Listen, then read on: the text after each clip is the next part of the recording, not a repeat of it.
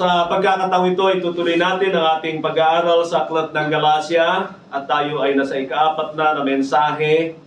At nais kong muling balikan para lang maalala ninyo saan ba patungo yung ating pinag-uusapan nang sa gayon ay maging malinaw sa atin at makita natin na talagang tama, totoo yung aking mga sinasabi sa inyo.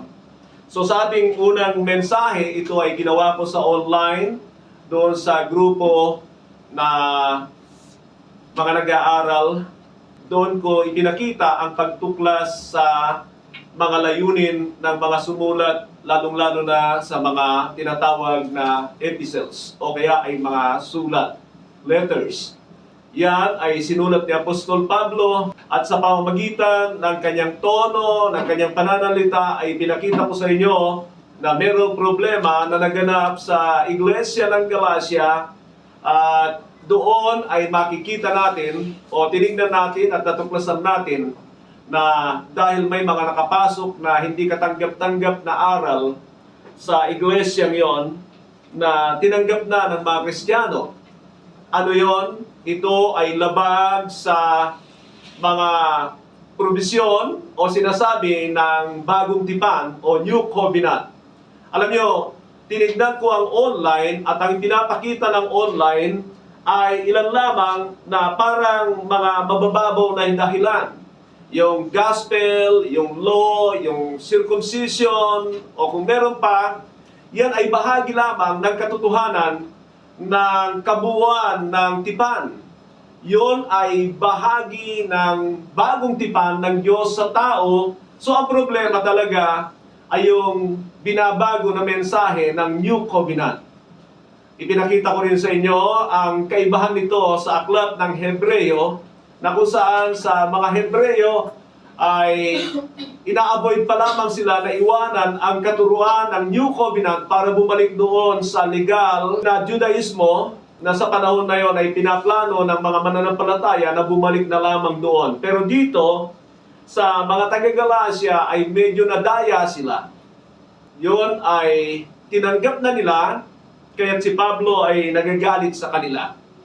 Mga kapatid, yan ay patuloy kong inuulit-ulit sapagkat nakikita naman natin ang problema sa mga iglesia sa ating kapanahunan na talagang ito ay nahahaluan ng mga provision ng New Covenant.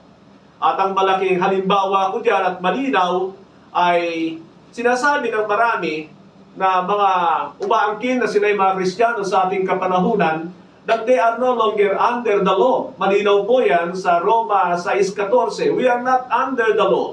That means we are not under the law of Moses. Hindi tayo sakop noon. Na ibig sabihin ay hindi rin tayo sakop ng Old Covenant. At tama naman yon. Pero ang mali dyan ay yung pag-angkin sa mga pangako sa Israel. Yung mga ibinigay ng Diyos sa pamamagitan ni Moises, ay yun pa rin ang mga inaangkin na mga pagpapala. When we claim earthly blessings today as blessings, mga kapatid, ay malamang talo pa tayo ng mga hindi mananampalataya because there are a lot of blessed people if pertaining to material things o mga bagay sa mundong ito. At alam natin na tayo ay hindi tinutuon ng banal na kasulatan, ng bagong tipan sa mga bagay na yan. Itinutuon natin ang ating mga mata sa mga bagay na hindi nakikita. Malinaw naman sa Hebreo 8:6 na ang mga pagpapala ng New Covenant ay higit kaysa sa mga Old Covenant sapagkat ang Old Covenant ay mga temporaryo dito sa mundong ito, mga karnal, subalit kay Kristo o ang New Covenant ay mga pangwalang hanggan. Pangalawang mensahe na ibinigay ko sa inyo ay nagpasimula ako sa chapter 1 ng Galacia.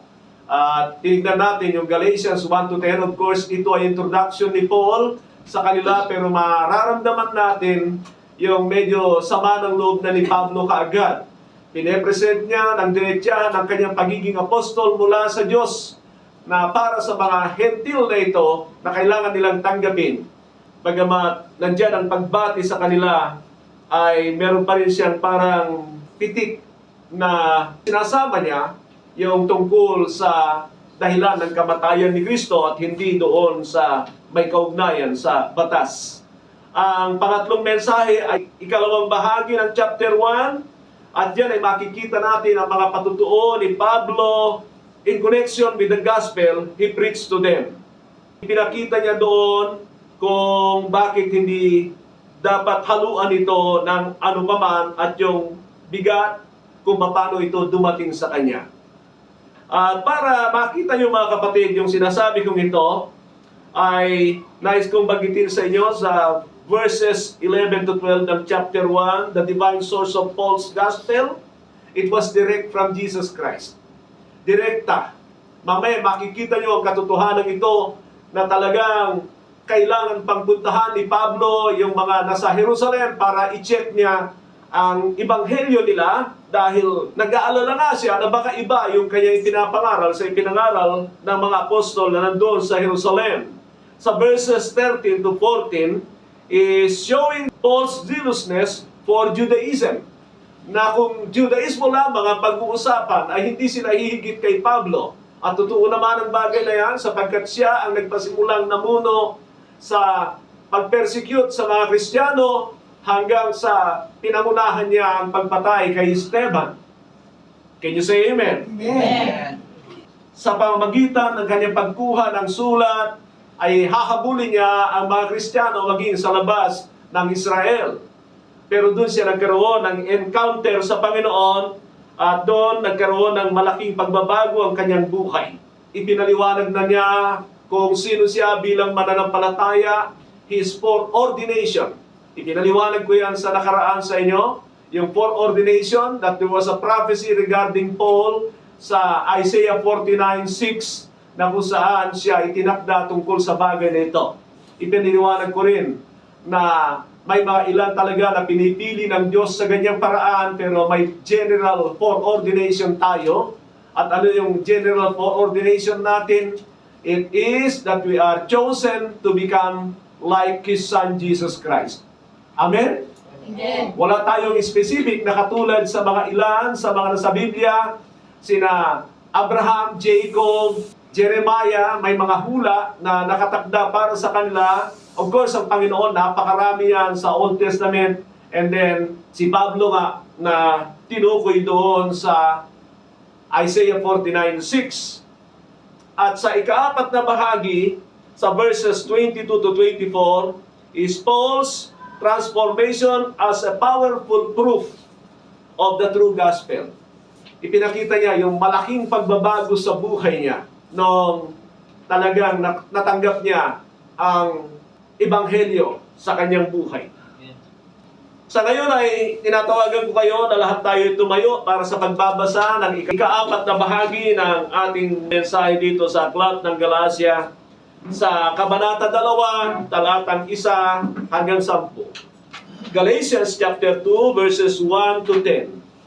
Sabi niya, then after 14 years I went up again to Jerusalem, this time with Barnabas. I took Titus along also.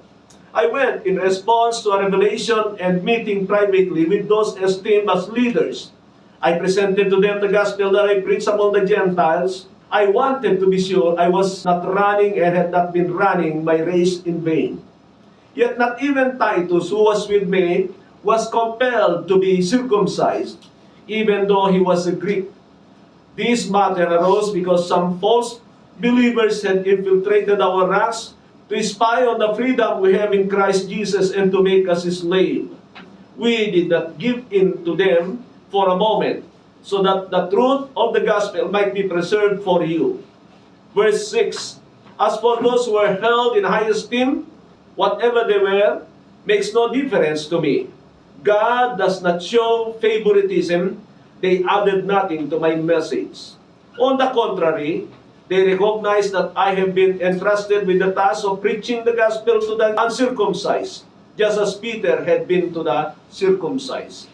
For God, who was at work in Peter as an apostle to the circumcised, was also at work in me as an apostle to the Gentiles. James, Cephas, and John, those esteemed as pillars, gave me and Barnabas the right hand of fellowship when they recognized the grace given to me. They agreed that we should go to the Gentiles and they to the circumcised. all they asked was that we should continue to remember the poor, the very thing I had been eager to do all along. Purihin po ang Diyos sa pagkabasa ng kanyang mga salita. Makakaupo na po kayo.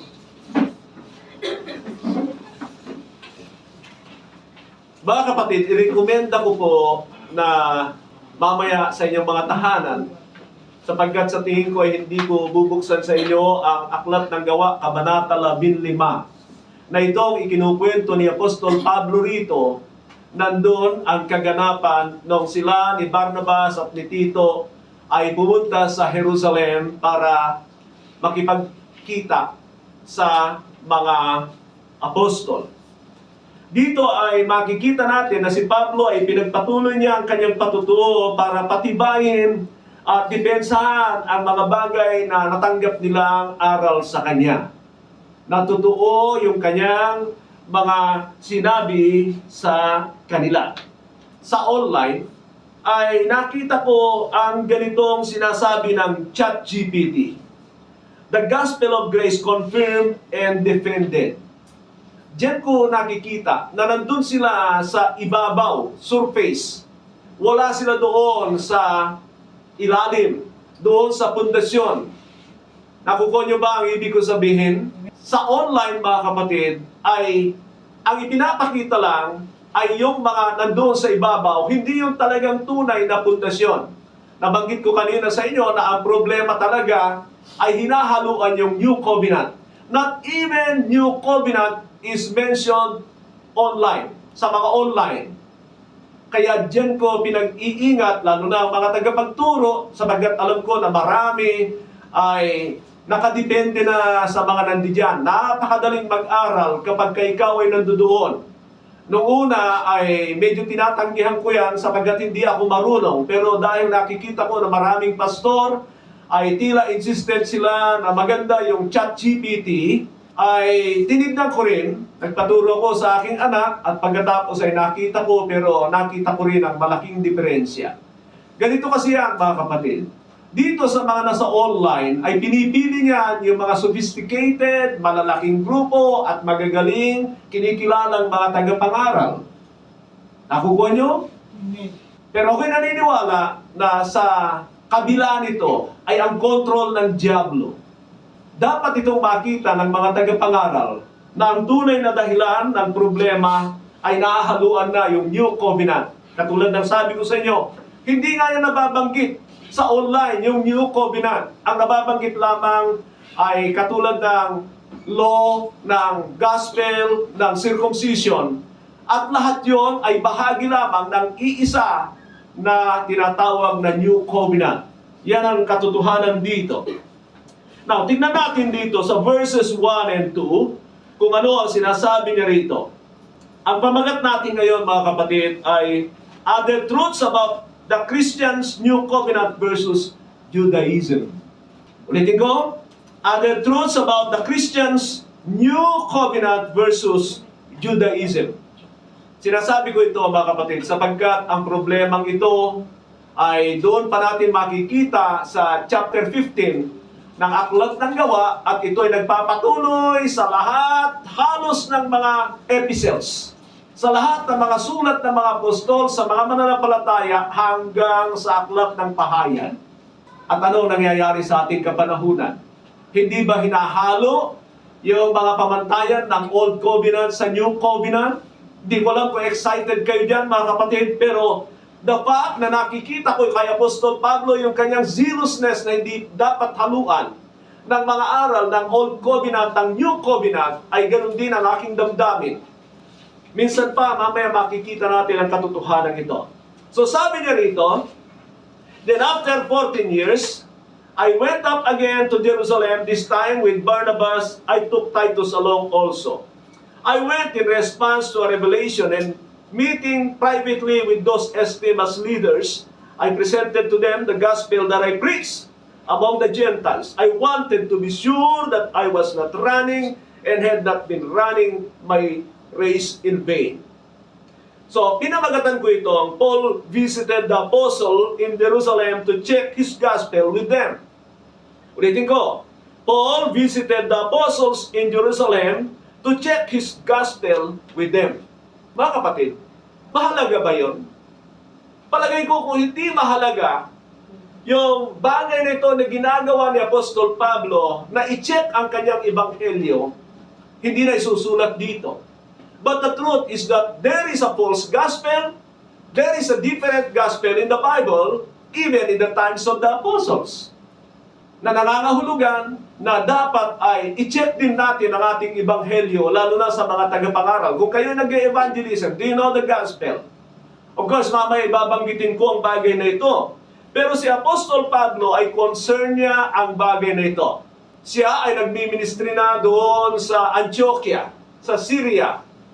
Pero dahil may mga dumating doon na mga Judaismo galing sa Jerusalem at ginugulo yung mga mananampalataya doon. Marahil one time galing si Apostol Pablo sa mission o kaya nagpunta siya sa mission ay naratnan niya na ito ay problema ng mga taga-Galacia. They were already infiltrated by tinatawag niya na false brethren. Kung titignan nyo sa aklat ng Gawa, Kabanata 15, diyan nyo makikita na itong mga false Christians na ito ay galing sa mga linya ng mga saserdote.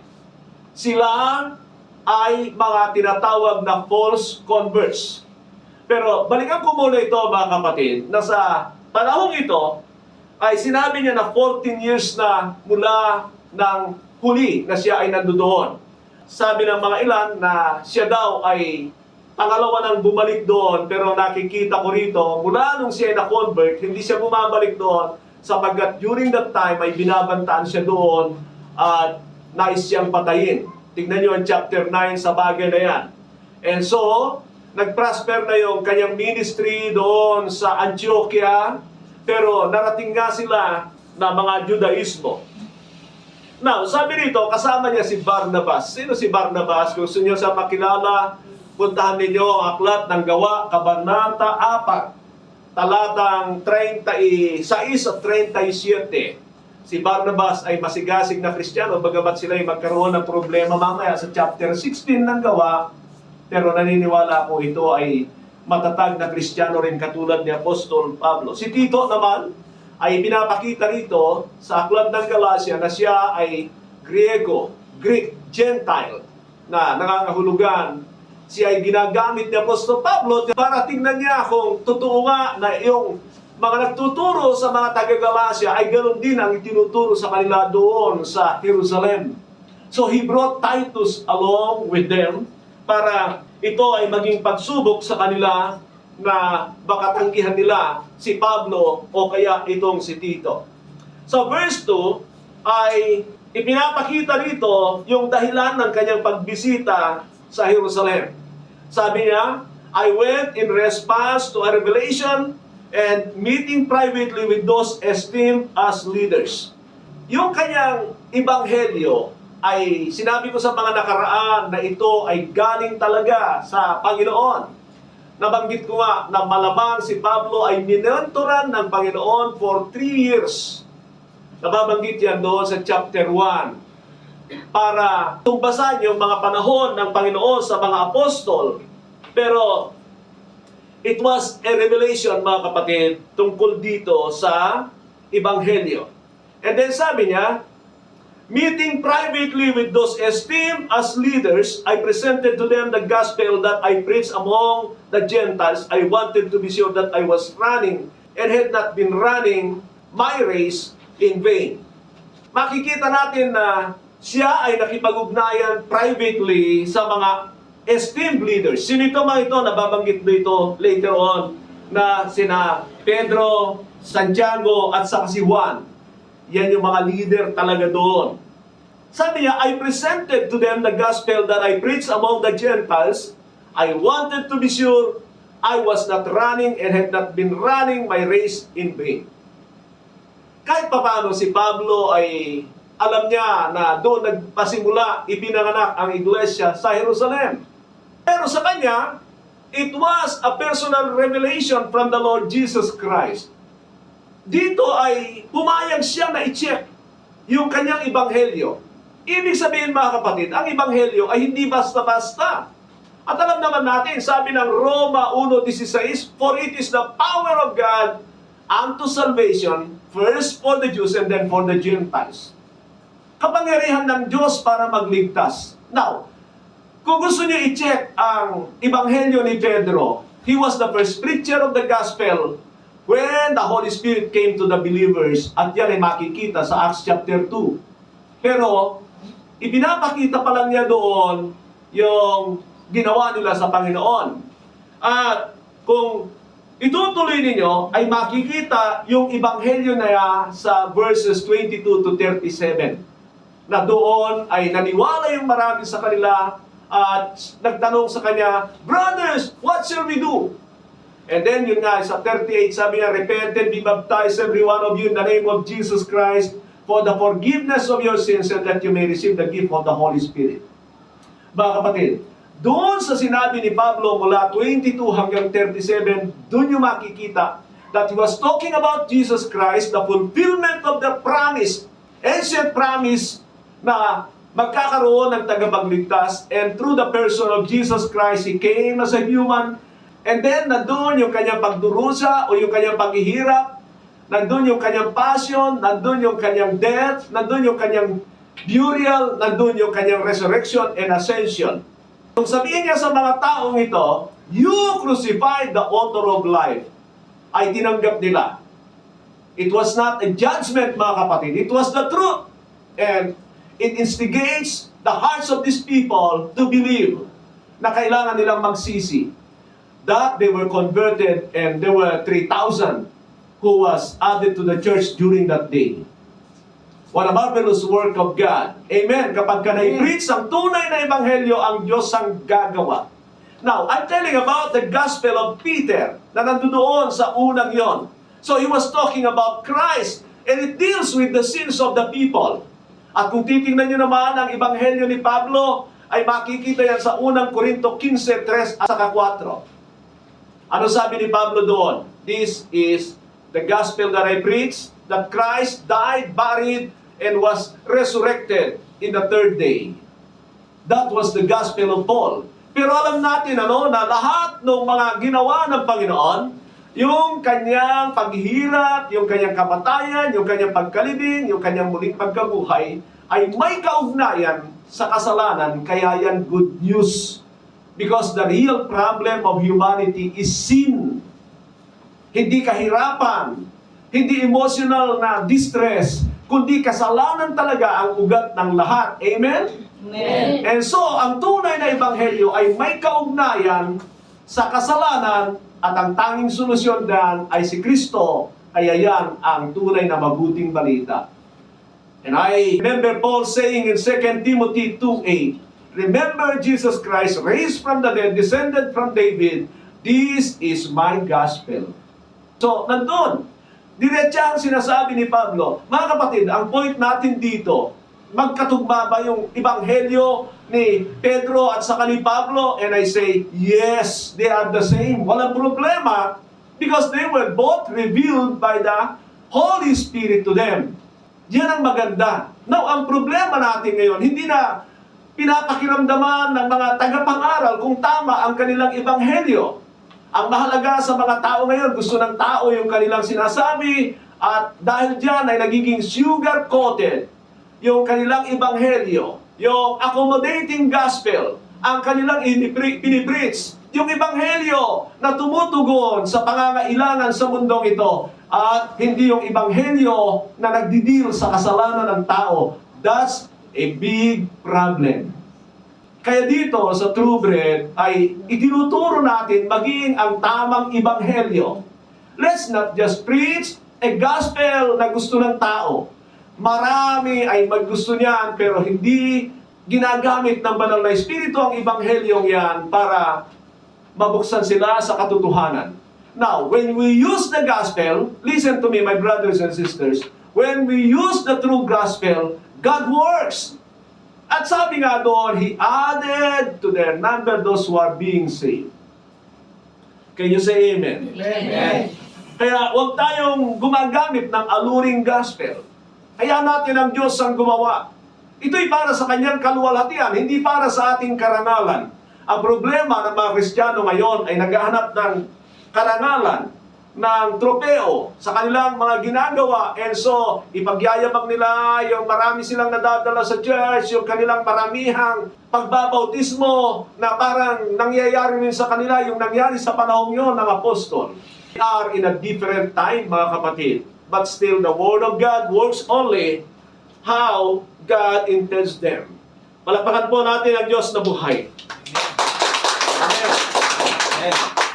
Punta tayo sa verses 3 and 5. Sabi niya rito, "Yet not even Titus who was with me was compelled to be circumcised, even though he was a Greek. This matter arose because some false believers had infiltrated our ranks to spy on the freedom we have in Christ Jesus and to make us his slaves. We did not give in to them for a moment so that the truth of the gospel might be preserved for you." Dito ay nakikita ko yung confirmation and agreement to protect the purity of the new covenant. It's not the purity of the gospel alone, but the purity of the new covenant. Dahil, katulad ng sabi ko sa inyo, mga kapatid, na malamang dinala ni Pablo, patapang itong si Pablo, mga kapatid. Mamaya ipapakita ko sa inyo kung gaano ito katapang, na para bagang niraid niya yung mga apostol doon sa Jerusalem para kumpirmahin. Baka iba na yung sinasabi ng mga ito, nagbago na sila. And next week ay ipapakita ko sa inyo na si Pedro nagkaroon ng problema doon, yung dati niyang problema. What is that? The same problem that he had when Christ was arrested? Doon ko sasabihin sa inyo next week. Pero dito ay makikita nyo na dinala niya ito si Tito, one of his disciples. Close disciples, mga kapatid. At alam natin na siya yung Tito na tumanggap ng sulat ng Tito. Hindi sulat ni Tito yon. Sulat yun ni Pablo sa kanya, instructing him regarding believers in Crete. Siya yung itinalaga niya sa Creta. He was a Greek, meaning uncircumcised sila. That's no problem sa mga Grego o doon sa Europa. Problema yan ng mga Pilipino dahil tutuyain ka. Pero hindi yan sa mga nasa Europa. So, diyan ay tinitignan niya marahil, tinetest niya mga apostol, what would they say to me, bringing them a Gentile person? Sasabihin ba nila, Oy, Pablo, naku, nagdala ka ng ano rito, naku, patuli mo yan, hindi tayo pwedeng makisalo dyan, yan ay Gentil. Alam niyo, pag pumunta kayo sa verse 11, makita niyo, na minsan ay dumalaw si Pedro, unahan ko na kayo. Doon naman sa Antioquia. At doon ay naratnan niya yung mga hentil. And then si Pedro ay nakihalbilo sa kanila, masaya siya na parang nagang mainit. Pero nung may mga dumating na galing sa Jerusalem, nakilala nila si Pedro ay nag-unti-unting lumalayo sa mga Griego. Doon siya nirebuke ni Pablo. Bakit? Ikaw ay Hudyo, pero ikaw ay nag-uugaling hentil dahil sa iyong ginagawa. Umiral yung kanyang pagkadugo. Now, ano yung pinapakita ko sa inyo, mga kapatid? A coward Christian cannot handle the truth. Sasabihin ko sa inyo. O kaya ay mga self-centered Christians cannot handle the truth. Nagbabago sila ng mensahe. At sinasabi ko yan dahil sa maraming tagapangaral na hindi talaga nangangaral ng tama dahil sa takot, una, na mawala ang malaking offering, pangalawa, na mawala ang mga tao, of course, connected yan, dalawang yan. And of course, kapag maraming tao, sila ay kinikilala. Kaya dito yung sinasabi ni Pablo, those esteemed leaders, ang tinutukoy niya talaga ay yung tatlo, yung mga apostol sa Jerusalem. Pero ano sinasabi niya? Mabigat nga yung sinasabi niya eh. Ito yung sinasabi ko sa inyo na para bagang ni-raid niya itong mga ito. Baka ito nagtuturo ng mga ganito, mga apostol na ito. Huwag nila sabihin apostol sila. Huwag nila sabihin nauna sila sa akin. Pagsasabihan ko talaga sila. But when he came with Titus in Jerusalem, walang nagawa ang mga apostol kundi tanggapin sila. And they even offered the first-hand fellowship with them. Katulad ng sabi niya. Pero, doon ay makikita natin muli yung sabi nga, this matter arose because some false believers had infiltrated our ranks.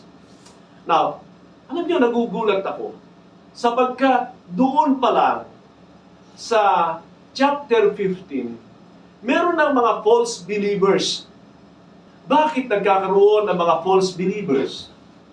Because of a false gospel and because of a false conversion. Pag yan ay false convert, mga kapatid, walang espiritu ng Diyos yan.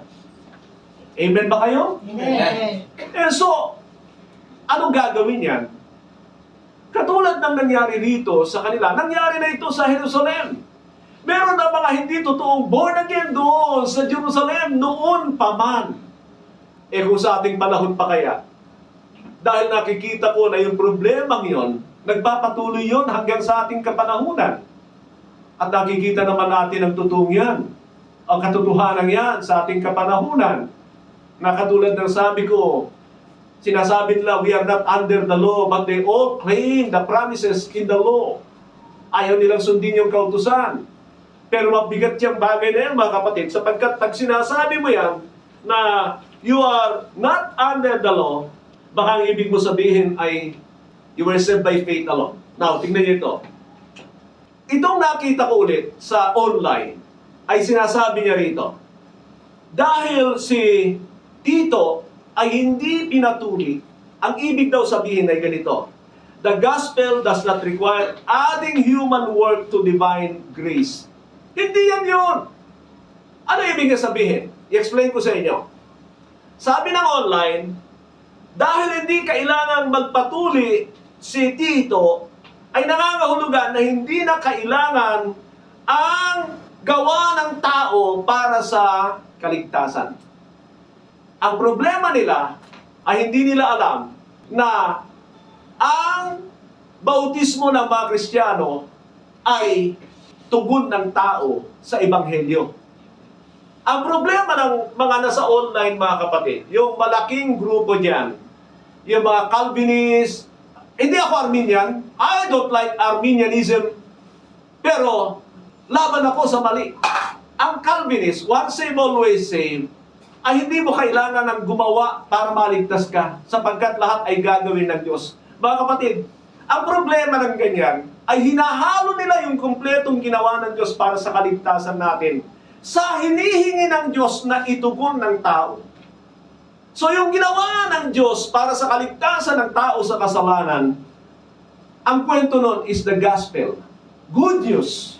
At yung tugon ng tao na hinahanap ng Diyos, hindi mo pwedeng ihalo yon. Magkahiwalay yon.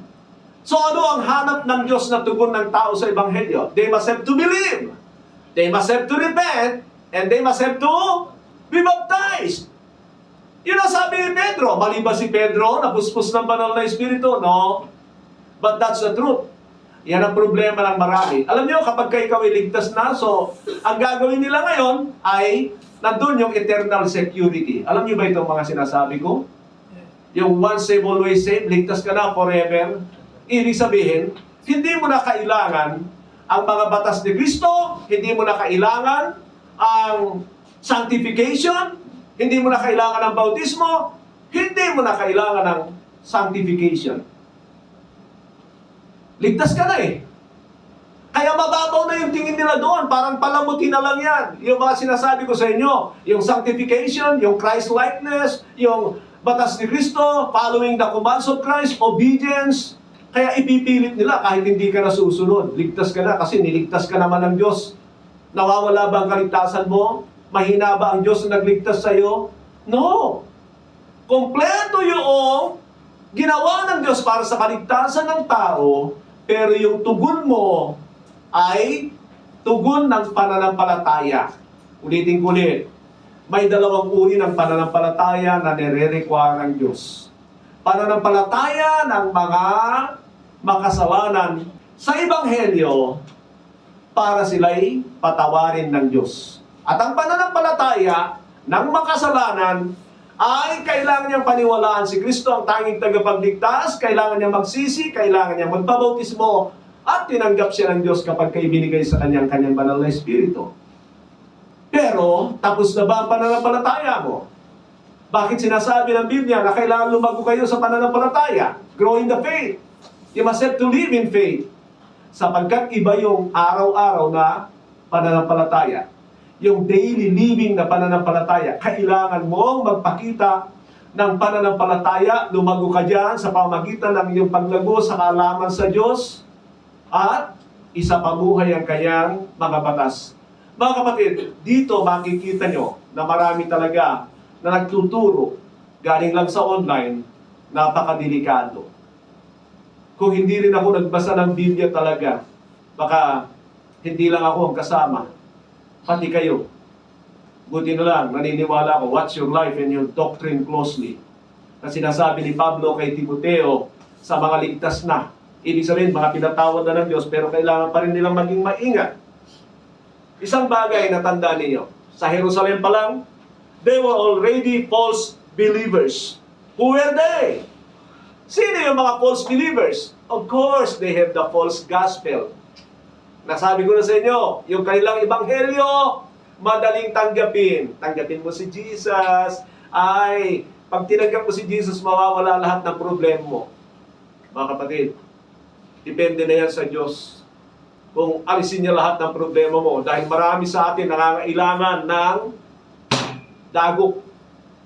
Katulad ng ginawa niya kay Pablo para tumino. At ano pa? Hindi nga inalis ng Panginoon yung kanyang karamdaman para ingatan siya. Yun ang Diyos. Dahil sa pag-ibig niya, binibigyan niya tayo ng problema. Romans 8:28-29.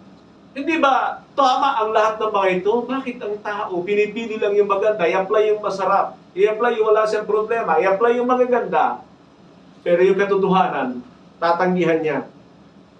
They were the false believers because they implement the law, yung old covenant law. They were the false believers because they require circumcision. Pero hindi ka mali kapag nire-require mo ang bautismo.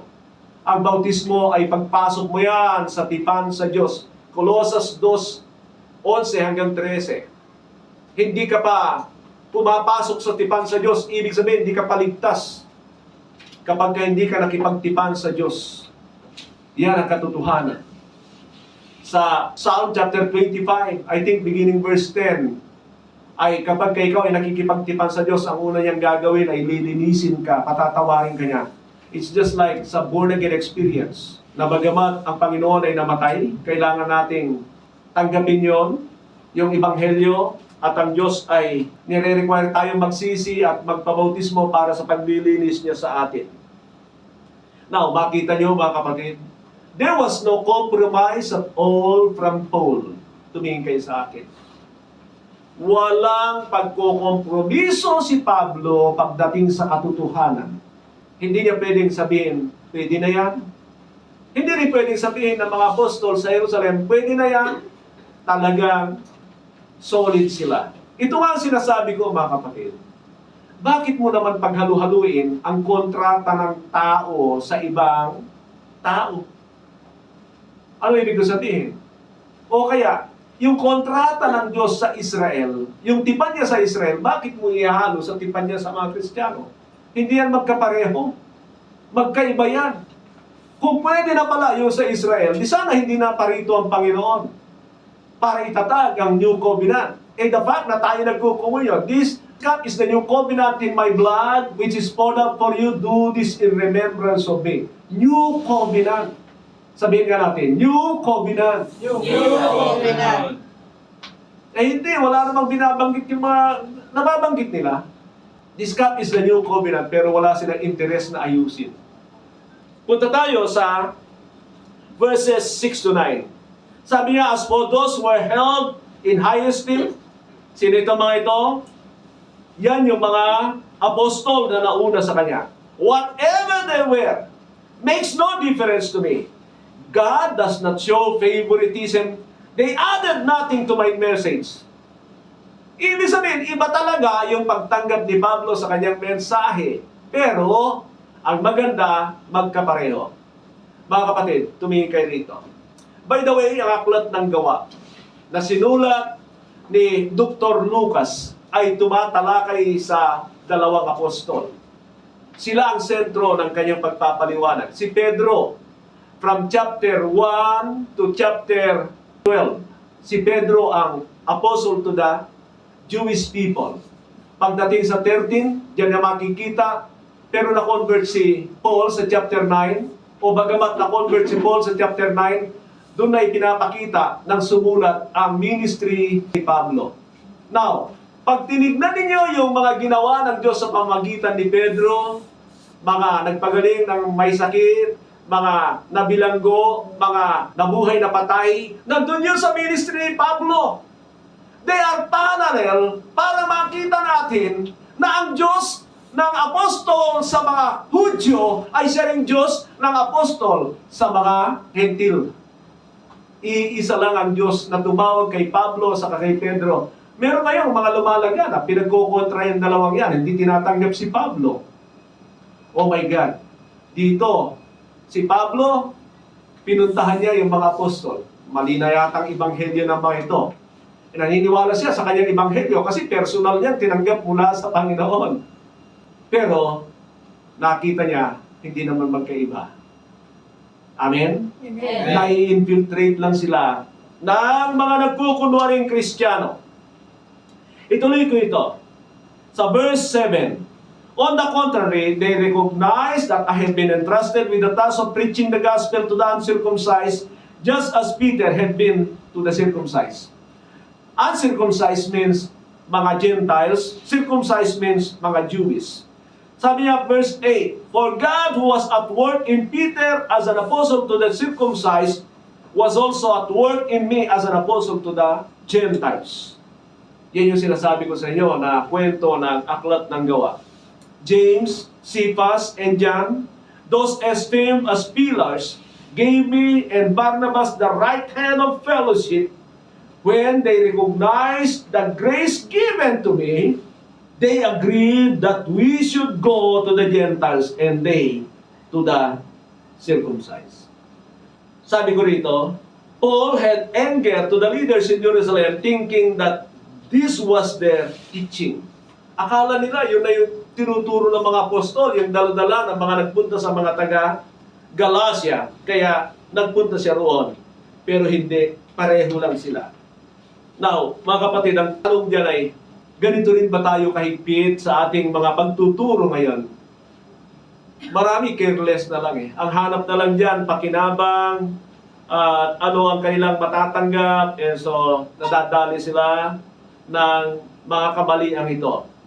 Sabi niya sa verse 10, all they asked was that we should continue to remember the poor, the very thing that I had been eager to do along. Isa lang ang request nila. Meaning mga kapatid, united, iisa, in harmony ang turo ng mga apostol na itinuturo ni Apostol Pablo. May mga galing lang sa Jerusalem na hindi mga tunay na Kristiyano. Tumingin ka rito. Ang tawag ni Pablo sa mga pinaghahalo-halo ang kautusan, Old Covenant sa New Covenant, hindi mga totoong mananampalataya. Yeah. Because if you believe in Christ, you believe in His covenant, you believe in His law. Hindi nangangahulugan walang batas si Kristo. Alam natin yan. Go and make disciples, teaching them to obey all that I have commanded you. Sa 1 Corinthians 9:20 and 21, sabi ni Pablo na hindi ako sakop ng kautusan, pero sakop ako ng batas ni Kristo. There is a law of Christ.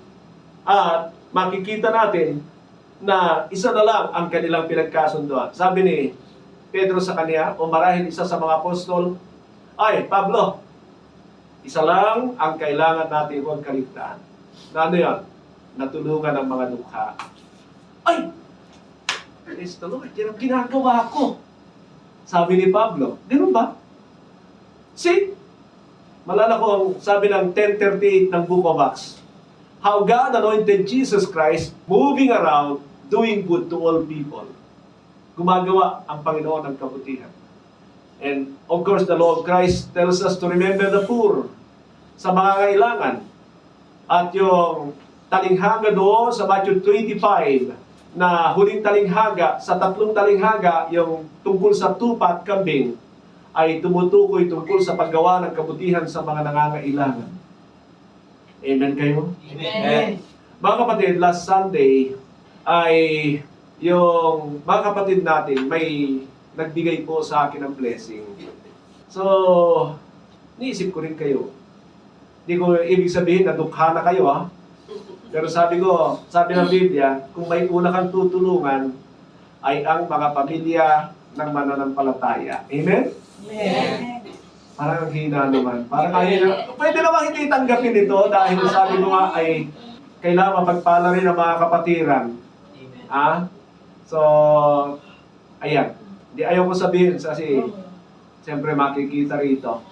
Pero sa panahon natin ngayon ay baka mamaya kayo pala ay medyo nahihirapan na sa bigas. Nagtaas na ba ang bigas? Sobra. But anyway, God is good. Palakpakan natin ang Diyos ng buhay. Ang mahalagang nakita natin ngayong umaga ay yung direksyon ng Panginoon sa atin that we must have to be in the pure teaching of the new covenant. Okay? Huwag nating halu-haluan yung bagay na yun. Let's bow our heads and close our eyes. Pasalamatan natin ang Panginoon sa kanyang kabutihan sa atin. Lahat ng ito ay dahil sa kanyang biyaya. Hindi ito dahil sa aking kagustuhan, not even in my power to do so and to discover these things, but because of the grace of God. And we just want to thank you, our Almighty God, God who is merciful, God who gives His direction to His people. Salamat po, Ama. Salamat din sa mga biyaya mo sa amin. Purihin ka, parangalan ka, at dakilain ka sa pangalan ng Panginoon Jesus. Amen. Amen. Amen. Praise the Lord.